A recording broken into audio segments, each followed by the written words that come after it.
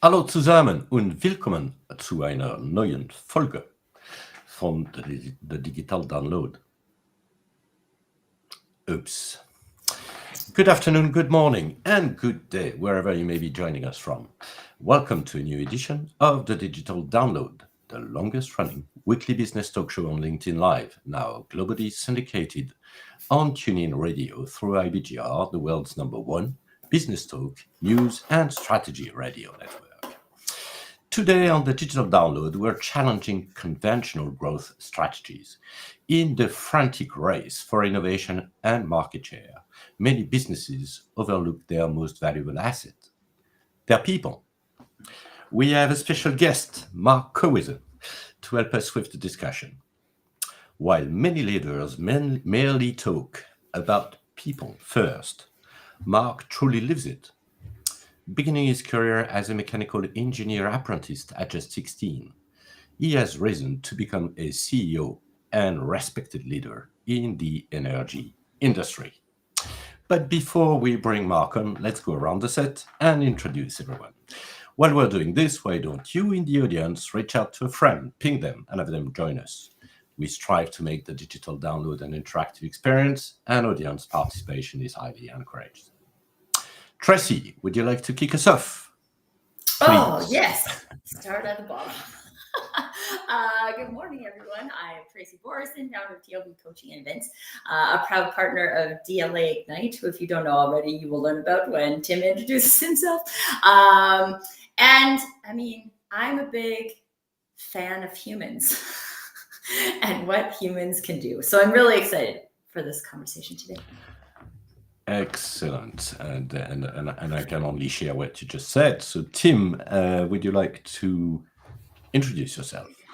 Yes, thank you. Thank you for watching. My name's Tim Hughes. I'm the CEO and co-founder of DLA Ignite, and I'm famous for writing the book Social Selling: Techniques to Influence Buyers and Change Makers. I'm wearing a pink shirt in homage to Tracy's headphones. Pretty soon we'll all match. And I'm wondering whether I clash with the guest, but and I just want to say that Adam sends his apologies. He's taking his daughter. She's starting a master's at Glasgow University, and he's got to drive there, which is a 9-hour drive, and then drive back again, which is 9 hours back again, which for Canada isn't a lot. But in the UK, it's like infinite. Yeah, for those watching us on video, it's going to be a very colorful show today, I can tell you. So myself, Bertrand Godillot, I am the founder and managing partner of Odysseus & Co., a very proud DLA Ignite partner as well. So as I said, this week on the Digital Download, we'll speak with Mark. His journey is a powerful testament to the leadership skills he has built and refined along the way.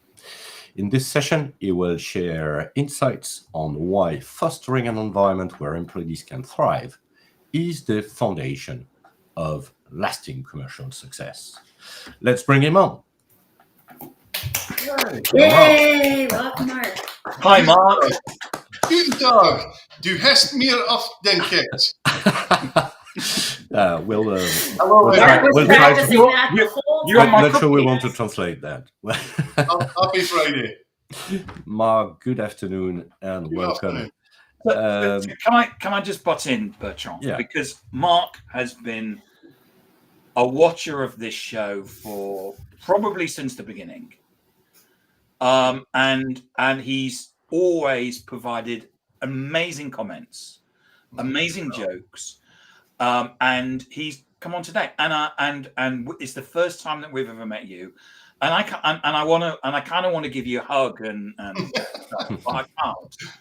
That's how everybody feels when they meet me, Tim. Yeah. Mark, and I don't know. I can't really put it in words, but I just want to thank you. No. Thank you for watching, and thank you for coming on, and thank you so much. No, if you create engaging content, then that's what brings people back. So, yeah. And Ross Jolly has already made the comment. Good to see the shirts are still as dull as ever, Mark. A lot of thanks to Ross. Ross worked with us for a wee while, and he helped us with a particular marketing strategy that I had in mind. Shirts happen, but safety matters. So Ross did a lot of help helping us get that off the ground, and it meant I had to go and buy a lot more shirts. So. And you have more friends joining us, Mark. So that is Hey, really Craig. cool. Craig Allen says, looking forward to this. Great to see you, Mark. And Craig is actually talking to Ross, which is good, which is saying, I got my shades on, mate. What I'm not going to do is I was thinking of maybe doing a change halfway through, but I'll save everybody from that. Okay, good. Okay, Mark. So why don't we start with having you telling us a little bit more about you, your background, and what led you where you are today. So my father was in the oil industry leader. He worked his way up through the drill floor in the oil game, and he was before he retired, he was the leader of a large drilling organization, global drilling organization. I said, "There's no way I am going to follow him." I left school 16 and took on a mechanical engineering apprenticeship.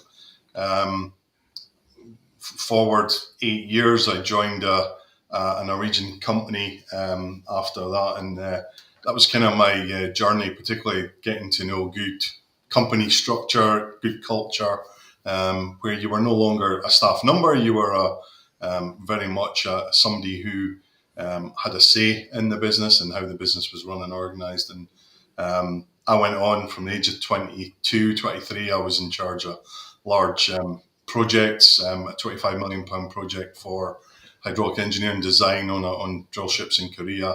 I've been very lucky. I've travelled the world. I've been in leadership roles. I said I wouldn't follow my old man, but I did into the drilling game, starting off as an operations engineer, made it all the way to the heights of operations manager, in charge of up to 1,200 people across 27 operations. Working with some of the big oil companies at the time, the Shells and the Marathons and Chevrons, for example. And then I've been a director of two businesses. I was a director of a fire protection business. Throughout COVID, we were the only part of our group that still made profit, unlike many other businesses. Private equity is a tough place to be. And then I got an opportunity. My business partner is a friend of the family. So I got an opportunity to join LHR Marine 4 years ago, bought into the business with very much a plan for growth. And here we are, 4 years later, still continuing on that growth plan and what I like to think developed in all the business I've been in, quite a strong company culture that's helped deliver some of that growth. So Excellent. Sounds great. Excellent. Thanks for that. So, as usual, I'm going to start with a financial question, Mark. Okay. Why is company culture more important than product strategy? So for me, this is purely my thoughts. Company culture is the foundation of any business. It's the building blocks for everything that goes on in a business. And what it also helps is, so through change, if you're going to be in a company that's going to grow, there's going to be change. There has to be change. Culture helps sustain that performance to help deliver the growth output. For me, creating, when I went into any business, I always looked at the core values that were there, the behaviors that were there. And for me, the values, if you can align all the employees in a business around those values and behaviors, you're going to develop consistency. You're going to develop resilience when things don't go wrong, because typically they don't in any kind of growth in a business. But for me, what I've seen is by kind of aligning the whole employee base around a set of values and developing that strong culture, it gives us competitive advantage over our competitors. They have tried to replicate it and they simply can't. And some ex-employees, I'd like to say, would atone to that. My employees who are here, I think, would agree with a lot of the comments. It's good. It's good working here, but we're also delivering, the growth out the back of that. You know what I mean? So that for me, in a nutshell, if you get strategy alone, if you've got to develop strategy, yes, but if you don't have that cultural alignment, your strategy is often going to fail. So that's it in a nutshell. I feel like that strategic execution, like the execution of whatever strategy you come up with, is based on the behavior. So if you've chosen a strategy that isn't in alignment with the cultural behavior, Correct. the likelihood of being successful in that strategy is very low. Correct. But keeping it simple is also one of the most important things. So when I came here, company had no values whatsoever, no behavior. Well, lots of behaviors, but maybe they weren't the right ones. But there was no expectation on behavior. And like any business, I go into, you've got your 30, 60, 90-day plan. So the first 30 days is spent actively listening. You need to get a feel for the business, but most importantly, listen to what people in the business are saying. What makes them tick? What they'll tell you what's went wrong more than they'll tell you what's went right and what's going right. So it's a real opportunity to help work with. Spend the next 30 days working with them, involving them in your SWOT analysis, developing that strategy. That's a crucial part, And then the 90 days you measure and you're continuing on. So for me, make values very simple, right? And try and include at that 30-day, 60-day stage, try and include the employees in development of those values. So LHR, right? I can't tell you what LHR actually means. I don't really care what it means. But what I did do was worked with the team and I knew the kind of values that we needed to develop, and I tried to kind of word them around LHR. So for me, what we came up with as a strategy and our values and our behaviors was LHR's core values is as easy as ABC. So L is for being loyal, yeah. So loyal requires character, integrity. H in the LHR is for honesty, being honest. That is the openness, right? It empowers us all to develop consistency in how we show up, right? Every single time you show up exactly the same. If you're honest with yourself, that's what will happen. That's what will come out of that. Reliable, that's the R, yeah. Reliability again makes us dependable. Faithful, and certainly worthy of trust and remaining authentic. Safe. Yeah, we work I work in a very heavy industry. Safety tends to be certainly the way people speak. It's above profit. It's above everything else. And so for me, we have to encourage a culture where we're safe. It's about showing up. Having dedicated focus on it. If I go out into the warehouse and I'm not wearing safety shoes, I'm not consistent. I'm not showing up. Others will see my behaviour and they won't follow. So if he's not going to be safe, why will I be safe? You know what I mean? Those are crucial. This is a great point.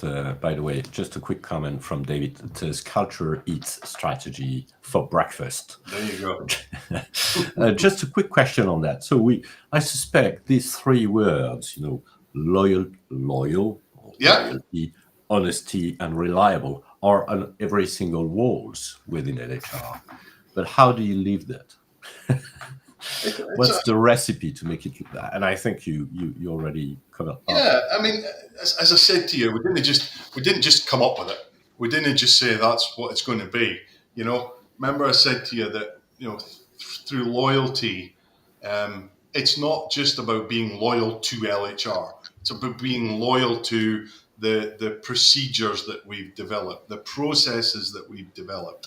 It's about being loyal to our supply chain partners. It's about being loyal to our customers, and by creating procedures that consider those particular values, you need to make it easy for the employees to show that to be loyal throughout everything they do. And there's lots of different ways to kind of when someone shows loyalty and you look at reward mechanisms, right? So you need to make sure that you celebrate those times that someone's lived a value at the end of the day. But you use the words loyalty, honesty, and reliability. The way we've changed that slightly is it's about a value is something you can be. So ultimately loyalty is the big at the top, but you're being loyal, you're being honest, right? I'd rather, if we had a challenge somewhere, I want someone to be honest about that challenge. Most importantly, if we can capture lessons from it and then revert those lessons back into the process, and so that we won't get that same repeat. I worked in a business where we ordered valves from this company, and we asked them to stamp the valves, right? Every time we wanted them to stamp. Now, we were getting them delivered and they weren't stamped with the numbers that we wanted on them, our kind of asset number. So I found out that the culture in the warehouse area was that when I challenged them on it, I said, well, why do you not tell anybody? That company does it all the time. I think we've done it 19 times. And I'm like, wait a minute. had you stopped at time number 1 and then allowed us, being honest about it, told someone about it, allowed us to then feed that back to the company and say, hey, we ain't going to accept your valve. Come and pick it up and come and take it back. We asked for it to be stamped. We ain't going to accept it. We ain't going to pay you money, right? So we had a further 18 times where they were delivering a valve that was not, and then we had to go through that process. So that's where living the value of honesty. The individual thought, it's one delivery out of 100 in a day. But it was a real missed opportunity that led to a lot of challenges along the way. You know what I mean? Does that answer the question? Yeah, Mark, I have a question because, well, from a marketing point of view, people love to just choose values and write them on the wall and make people memorize them so they can regurgitate them.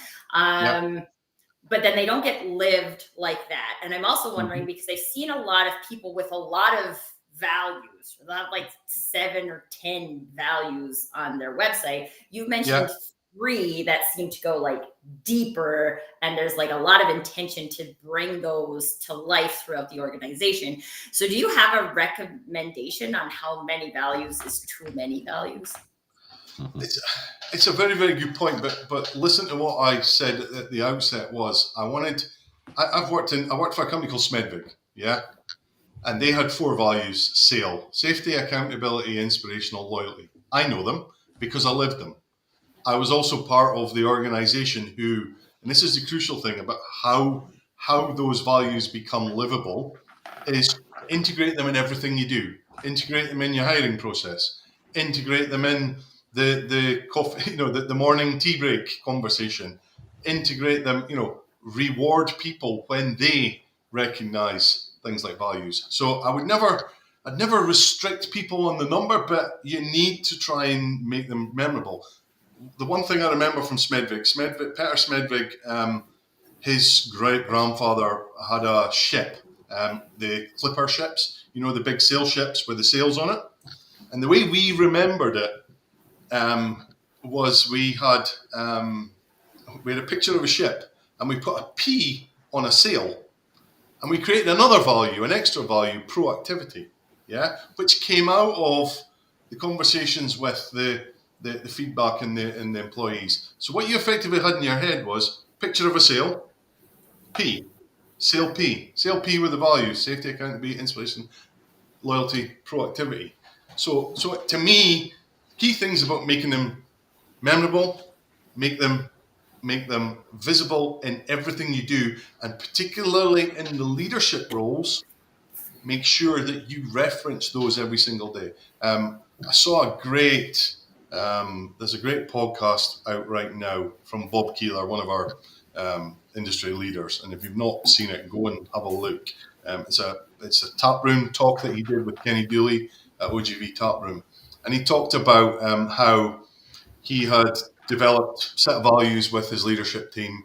And one of the values was about caring for employees.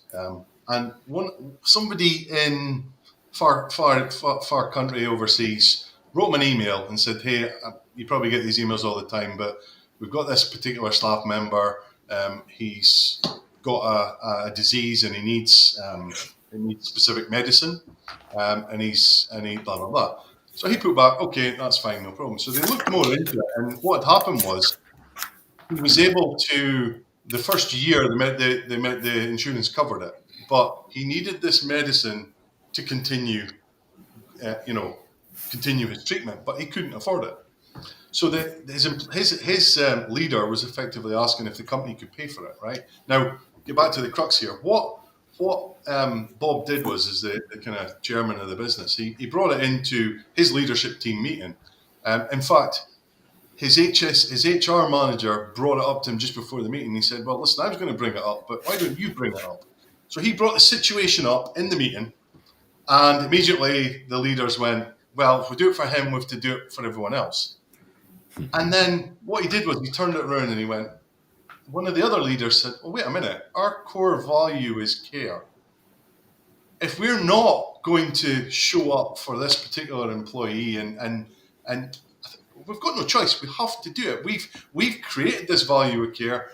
This is us showing up and doing it." And actually the HR woman burst into tears because they came out of the meeting agreeing to do it, burst into tears and fell into Bob's arms, and she said, "You know what, we developed all these values. I never thought that a conversation about helping an employee would come back to the value conversation, and it's crucial as a leadership that you deliver that back." And it's a real poignant moment. I'll maybe put on the comments, I'll put a link to the to the particular session. He can tell it better than me, but for me, it was really, really powerful on values and how it is.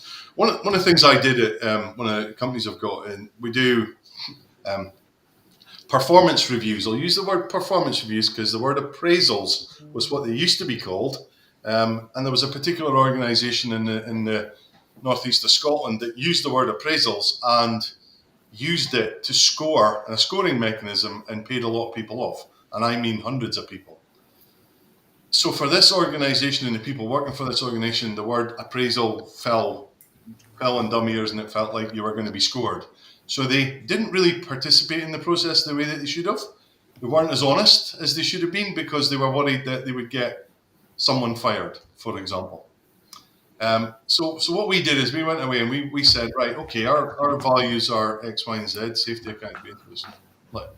Let's try and make the performance an annual event between a leader and their subordinates. Let's make that up with a set of questions about how they've lived those, at the point, 5 values.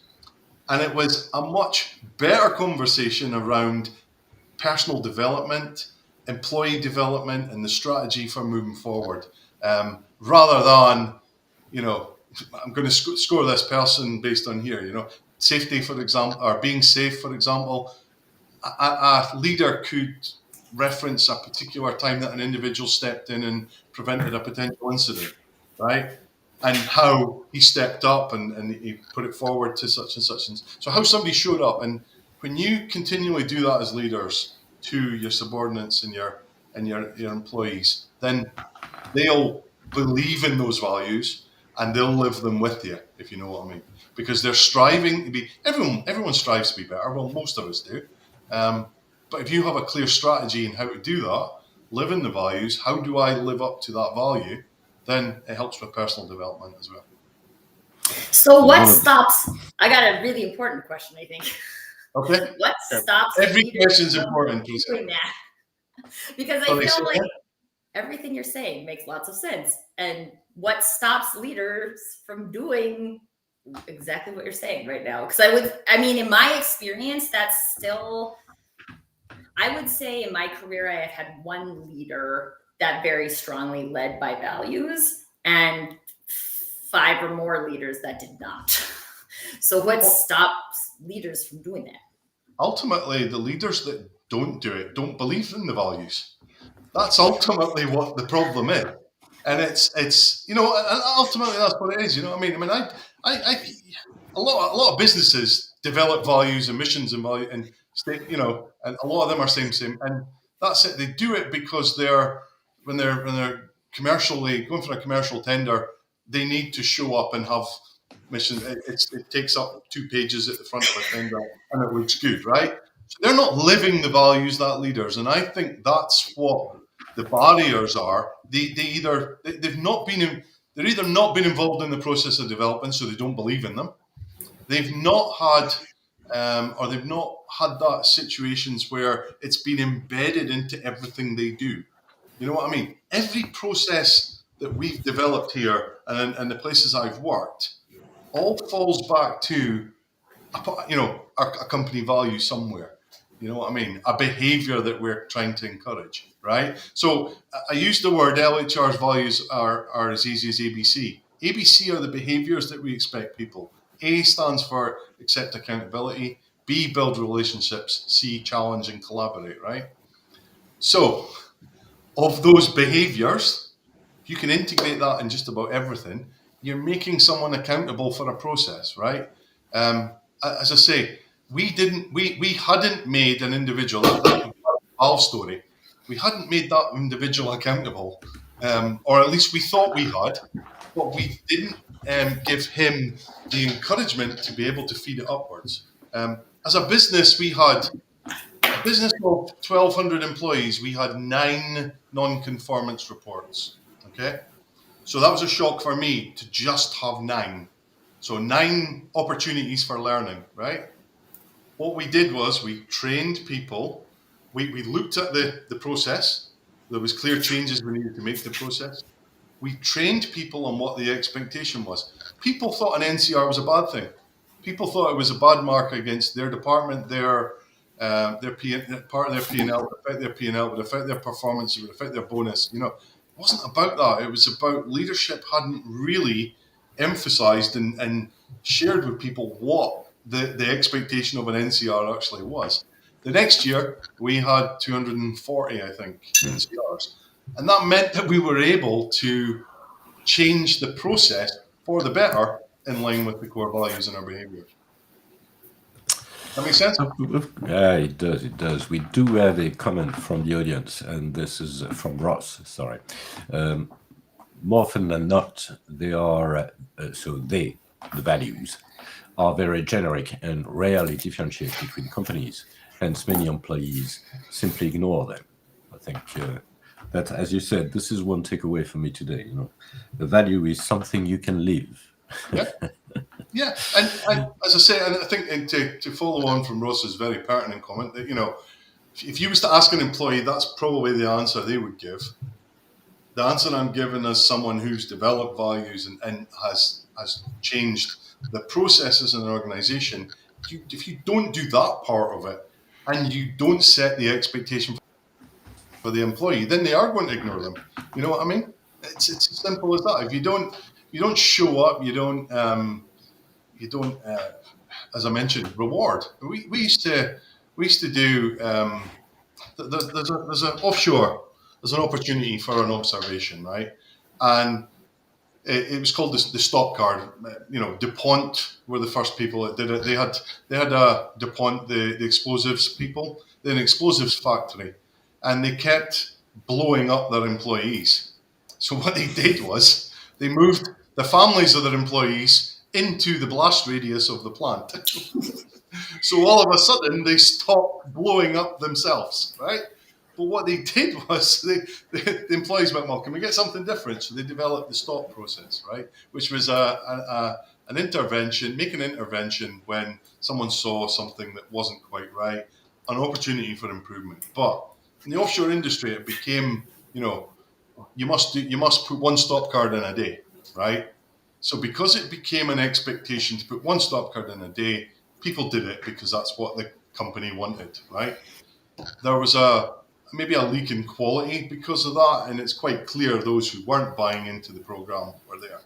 We changed that around and we said, look, in a 12-hour shift, right, you will do at least one thing for safety, right? All I'm asking as your leader in that 12-hour day is to let me know about it. Let me know what you did in safety. So if you made an intervention and something was wrong, just let me know about it. But the mechanism to do that is by completing the card, because that's the only way. I was a remote leader. I'm onshore, they're offshore. It's the only way that I get to know that you've actually contributed and taken part, right? And what I want to do, I'll reward the individuals that I think come up with the best interventions, and we'll continue to change our processes if we're finding that there's an observation that is continually coming in on a particular process that's not right. And what I also was able to do was take graphs. I managed 27. I'm responsible for 27 rigs, very remote from each other, right? So 27 teams, if you want to call it. I can tell you that the most active in the observation program, so those who had the highest numbers of participation I should even say, were those it was the safest site, and they had the fewest first aid cases, fewest incidents, and most proactive, as in they were the ones who were changing their processes more often because they were capturing the learnings, right? And see, when you change it around from, I want one a day, to, I want it differently, think of the core value to be safe. I want you to be safe, and I know you will be at least once in a 12-hour shift. Can you just do me a favor and let me know about it?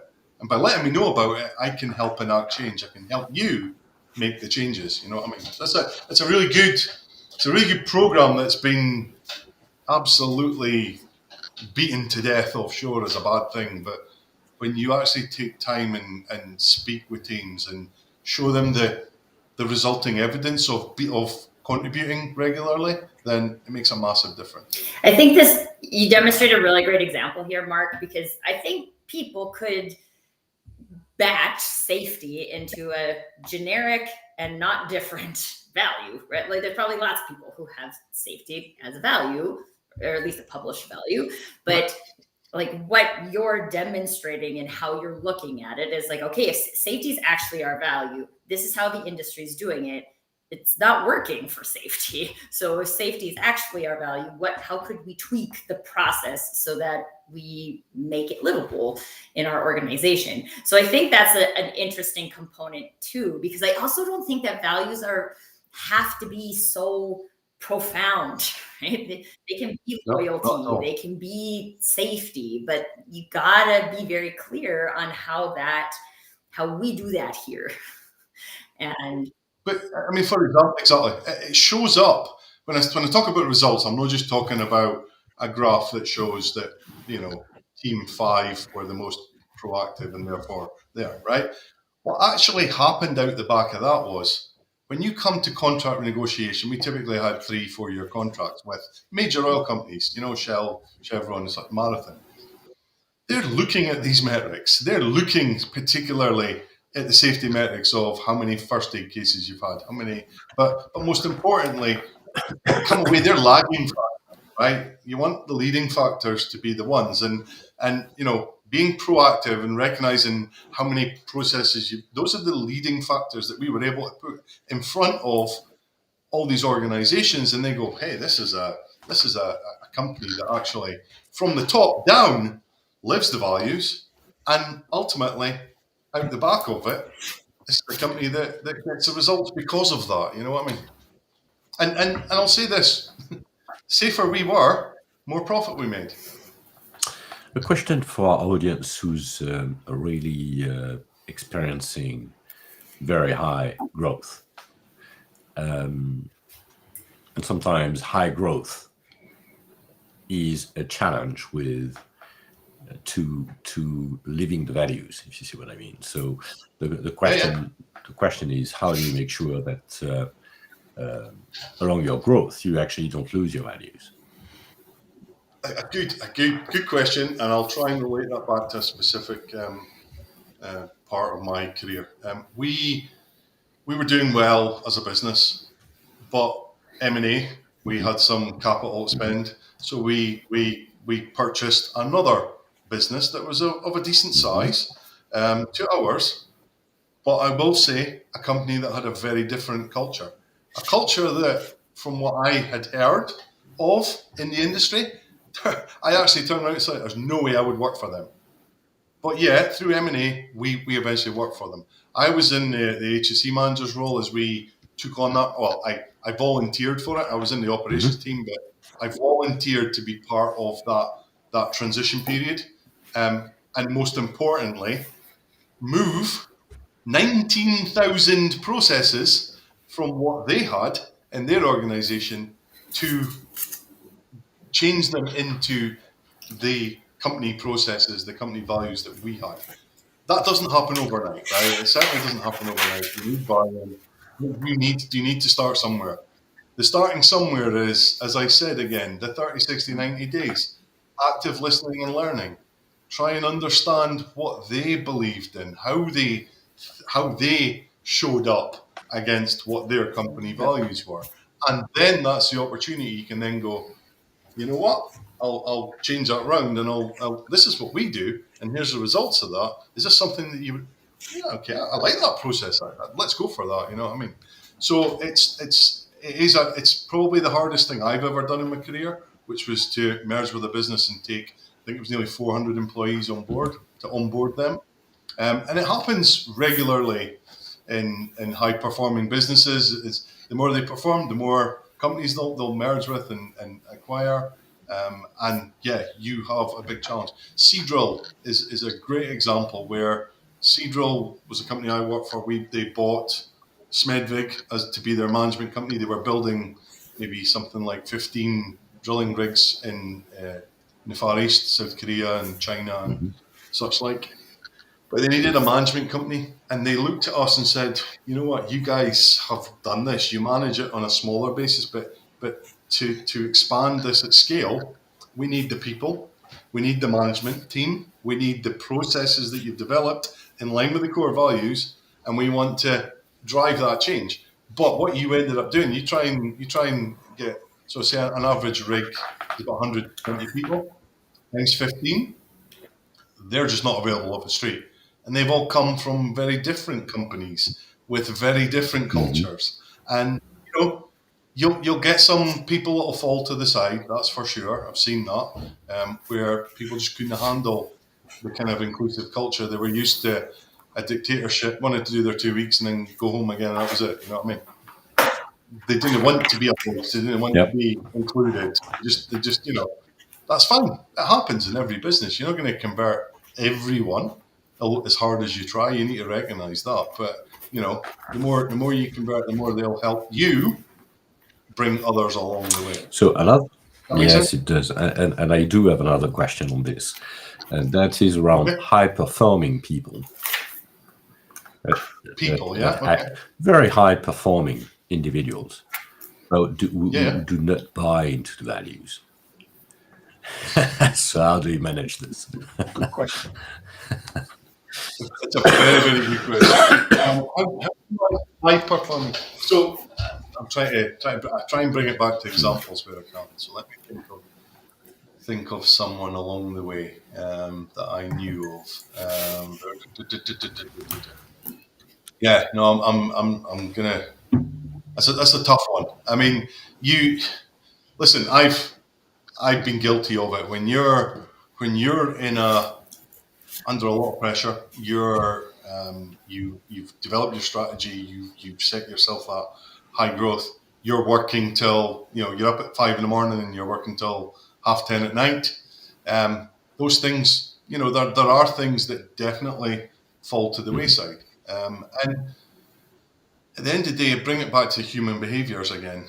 They need that check and balance. There's a certain individual who's in the White House right now who class as a hyper individual that doesn't necessarily live some of the values of the country that he leads.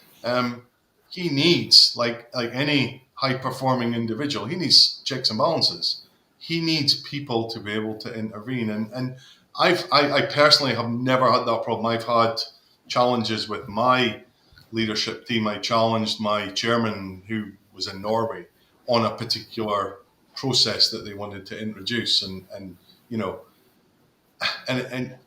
it's having that. It's not easy, but that would be my answer: is there needs to be someone in the organization who really believes in it, who can really convince that individual that everybody else believes in it except him, and that he needs to get that mirror back in his face, and he needs to be the one who's showing up and living the values. But most importantly, you need to explain to them what can happen if he doesn't do that. You know what I mean? What are the consequences? He needs to know what they are. Well, and That makes sense. We have a great question. Just to wrap that up, one of the things that I actually saw, an organization I work for had a very quote unquote high performing sales person. So they're generating a lot of business who did not match the values whatsoever. And I wouldn't say this organization had particularly clear values, but like the regular behavior that everyone else was doing, this person did not match it. And that person ended up getting let go because of all of their headbutting with everybody else. And it increased the profit that the company was making, even though they lost their number one salesperson. Yeah. It's a very, very good point. And what you need to do with that as the leader who would make that choice to let that go, when somebody, and this is a crucial thing about showing up as a leader.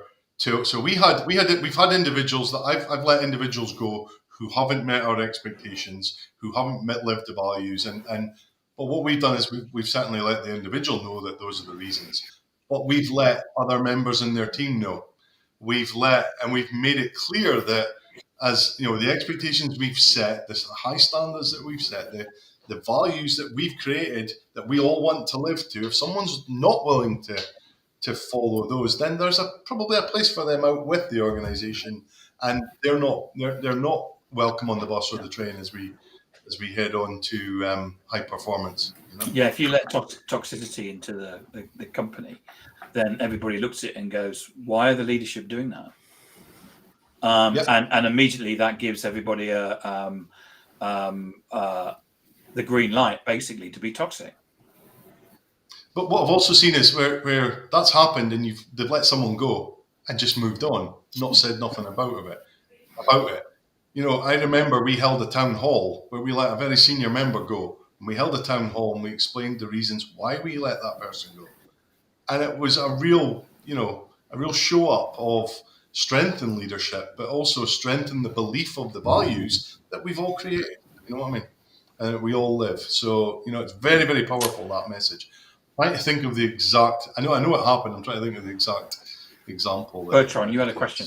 Yeah, we have a question from the audience, from Santana, who says, question, I think it is very important for us to connect cultural values to the direct business outcomes. How do we do that? Any thoughts? Very, very interesting. No, absolutely. You need to translate the values into those specific behaviors that people can see. Okay, that's what you need to do, right? But integrating them into everything you do. And I said it earlier, it's the hiring process. I remember when I went to a Norwegian company and I went in there and I'd done all the prep, I'd done everything. The one thing, I sat down and the first question I was asked, so this is our core values. What's your take on how you going to, how would you live this particular value? I was like, you know, but what I did, I joined that organization, right? I learned and really got into the core values. I learned the process. And every single interview I did from then on, I used the core value piece because I was able to use it as if an individual couldn't answer it, it was also an opportunity for me to share, hey, I'm the top man here, I'm a leader. This is what I believe in, and here's how I think that if you were to join this organization, you could be a part of that. This is how you can help us with the growth part of it. You know, so you do into that. I mentioned it, performance reviews. It's a really crucial thing. Recognition. So I mentioned it earlier. Recognizing when values are being lived, not necessarily being broken or not followed at all, but when people are really showing up, and that show up moment, let people know about it. Recognize people. The other part is to hold people accountable, right? Absolutely holding people accountable for being of role model, right? I worked in an organization where we had, quote unquote, 340 leaders, okay?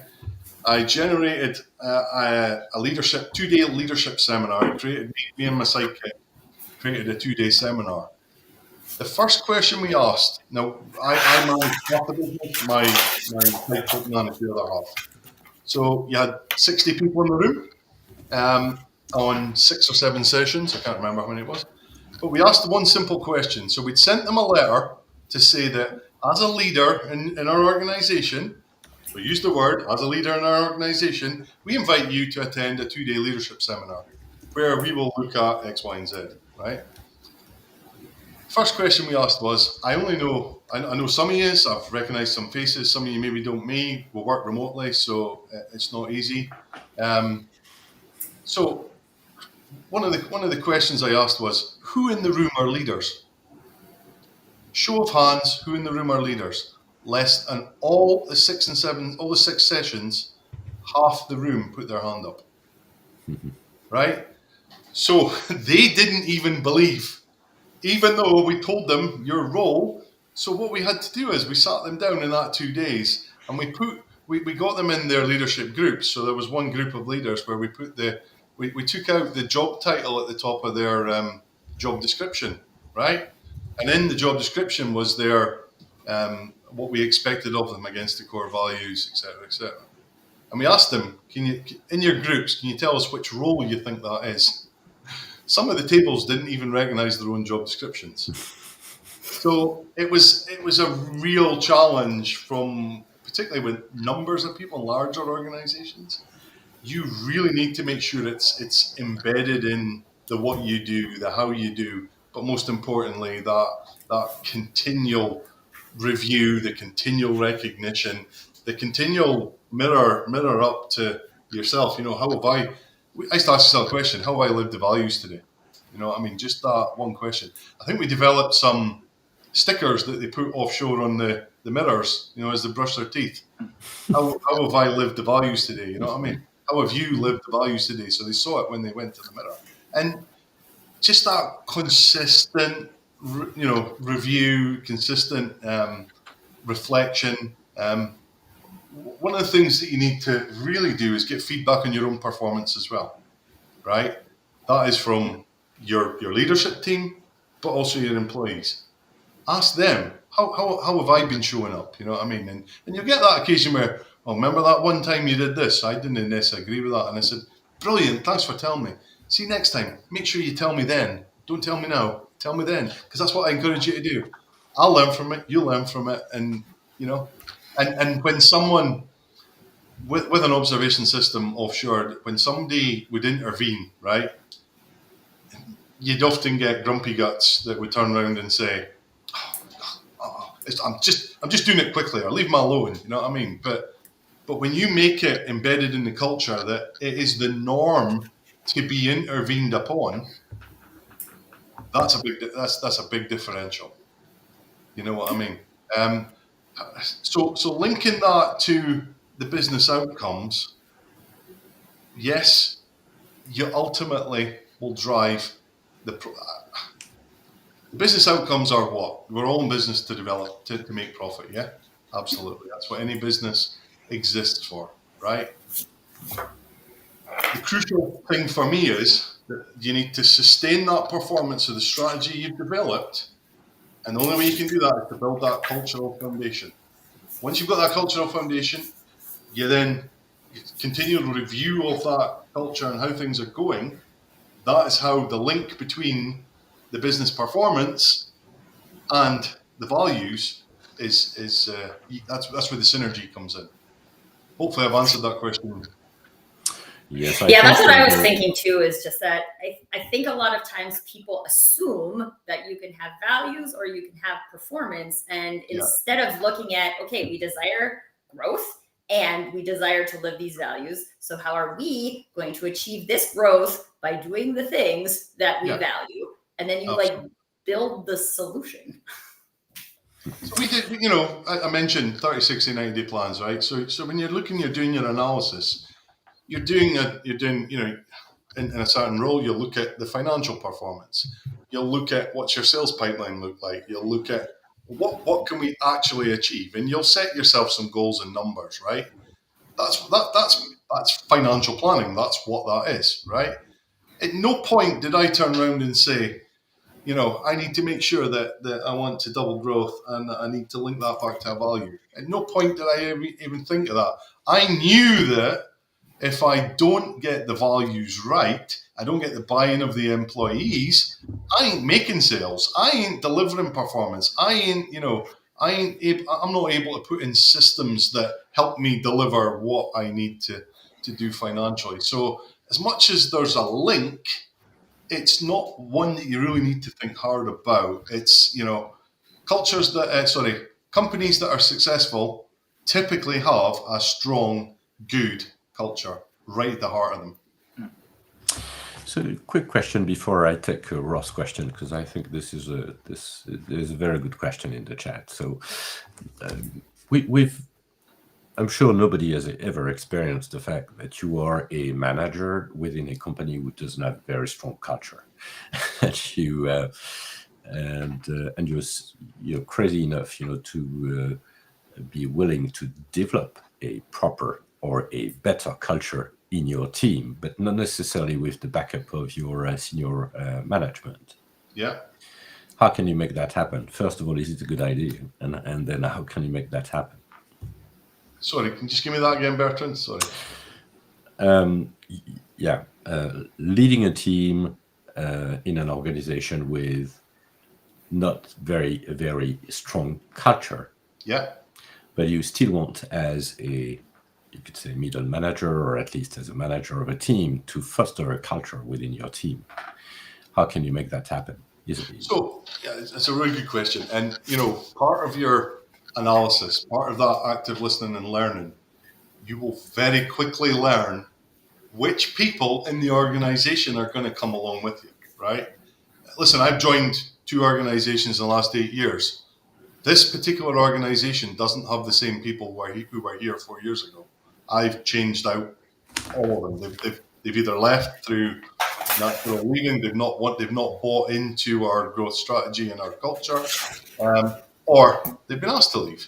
So to answer your question, what you do is you quickly recognize the ones who will and who will support you to develop that strong culture, and you make them accountable for certain elements within it, right?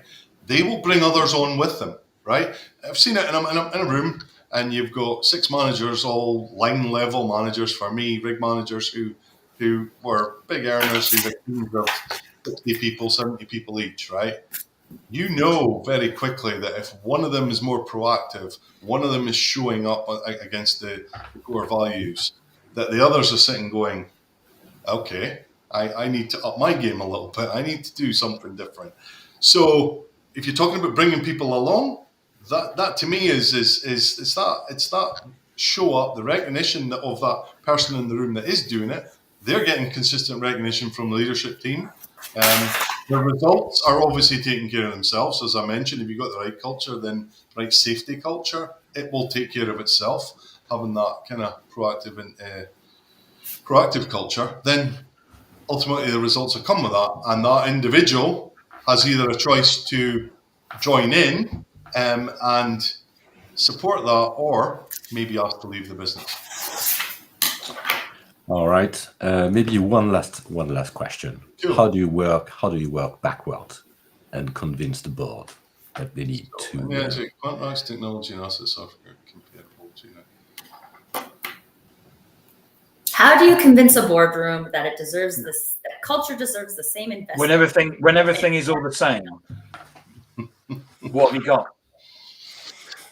So, I mean, you have to, you have really a short time for that. Yeah, you have to look at examples, right? And you have to look at examples of businesses who have been successful by having Statoil. Let me give you a start. I remember I was in a session over in Norway, and the top man in Statoil, the absolute chief executive, the big man, he put it shows you how long ago it was, one of those overhead projectors where you would write So he actually wrote his organogram on an overhead projector. It was him at the top and such at the bottom. And he said the most powerful thing at that session. He said, "I'm the boss." He said, "Sometimes this is what my organogram looks like, with me at the top."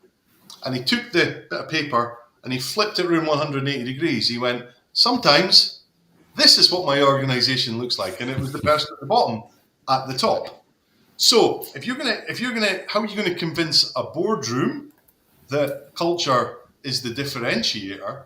You have to look at examples of businesses that are out there and already done it. And as I said, there was a particular business that I didn't like the culture of, and I would never look at them. You know what I mean?